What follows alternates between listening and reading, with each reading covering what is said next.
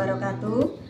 Baik anak-anakku sekalian, pada kesempatan kali ini kita akan mempelajari mata pelajaran pendidikan agama Islam dengan tema menguatkan kerukunan melalui toleransi. Jadi, materi ini sangat penting terutama bagi kalian yang hidup di lingkungan sekolah dan pesantren yang penuh dengan perbedaan karakter, kebiasaan, dan latar belakang. Mari kita simak video berikut ini ya, jangan sampai ketinggalan. Tujuan pembelajaran pada materi ini yang pertama yaitu peserta didik menjelaskan pengertian toleransi dalam Islam beserta landasan Al-Quran dan hadis. Yang kedua, menganalisis Quran surat Yunus ayat 41 dalam konteks toleransi. Yang ketiga, membedakan toleransi sesama umat Islam dan antar umat beragama. Yang keempat, menunjukkan sikap toleran dalam kehidupan sekolah dan interaksi sosial. Yang terakhir, menghasilkan solusi atas masalah intoleransi melalui proyek berbasis digital. Dalam Al-Quran, Allah Subhanahu wa Ta'ala menjelaskan tentang toleransi melalui Quran surat Yunus ayat 40-41 yang berbunyi, A'udzu billahi minasyaitonir rajim. Bismillahirrahmanirrahim. Wa minhum man yu'minu bihi wa minhum man la yu'minu bihi wa rabbuka a'lamu bil mufsidin. Wa in kadzabuka faqul li'amali wa lakum amalukum antum bari'una mimma a'malu wa ana bari'u mimma ta'malun. Dalam ayat ini diterangkan bahwa tidak semua manusia menerima kebenaran dan Nabi Muhammad SAW tidak diperintahkan untuk memaksa orang lain agar beriman. Setiap manusia akan bertanggung jawab atas amal perbuatannya masing-masing, dan Allah Maha mengetahui isi hati setiap hambanya. Dari ayat tersebut kita belajar bahwa Islam mengajarkan sikap menghormati pilihan orang lain, berdakwah dengan cara yang bijak, tidak mudah marah, dan tidak merasa paling benar, serta tetap santun meski terjadi perbedaan pendapat. Lalu apa sebenarnya yang dimaksud toleransi menurut KBBI? Toleransi adalah sifat toleran.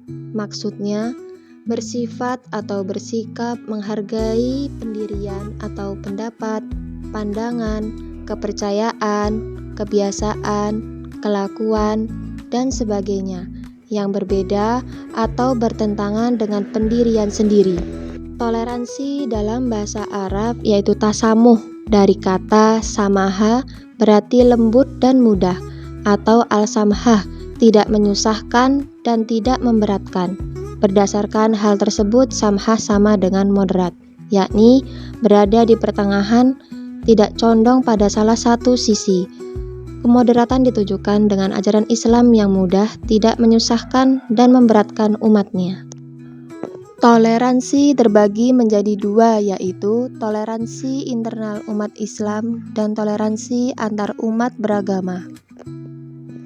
Beberapa contoh toleransi internal umat Islam. Sebagaimana Nabi memberikan panduan bagi sahabat yang akan menjadi imam, bahwa hendaknya para imam meringankan sholatnya, karena kondisi para makmum berbeda-beda. Ada yang lemah, seperti orang yang lebih tua, sedang sakit, mempunyai kondisi fisik yang berbeda dari orang pada umumnya, ataupun orang yang sedang mempunyai hajat atau kebutuhan orang lain. Keduanya ada hadis yang menjelaskan bahwa Rasulullah SAW memberi teladan yang sangat mulia, seperti mendoakan kebaikan bagi kaum yang menolak dakwah, serta menghormati jenazah seorang Yahudi dan berdiri sebagai bentuk penghormatan kemanusiaan. Berikut contoh sikap toleransi antar umat beragama, terutama di lingkungan pesantren, yaitu tidak mengganggu atau merendahkan agama lain, bekerja sama dalam kegiatan sosial, serta tidak menghina simbol rumah ibadah maupun tokoh agama lain, baik secara langsung maupun melalui media sosial.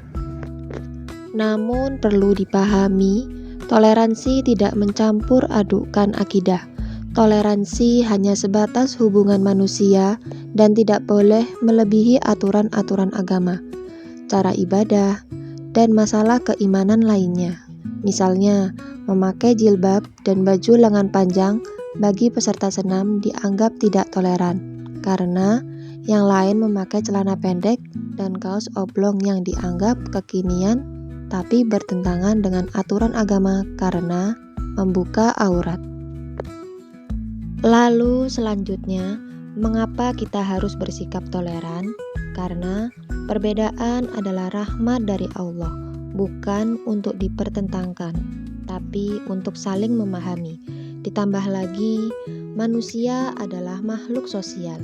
Manusia tidak dapat hidup sendiri di masyarakat tanpa bantuan dan kerjasama dengan manusia lain. Dengan toleransi, persaudaraan antar umat semakin erat dan memberikan rasa damai dalam kehidupan bermasyarakat. Sebagai firman Allah disebutkan dalam Quran Surat Al-Hujurat ayat 13, yaitu, "Kami jadikan kamu berbangsa-bangsa dan bersuku-suku agar saling mengenal." Kesimpulan pada materi ini yaitu menguatkan kerukunan melalui toleransi adalah bahwa toleransi merupakan kunci utama dalam menciptakan kehidupan yang damai di tengah keberagaman suku, budaya, dan agama. Sikap ini membentuk masyarakat yang saling menghargai, mencegah perpecahan, dan mempererat persatuan.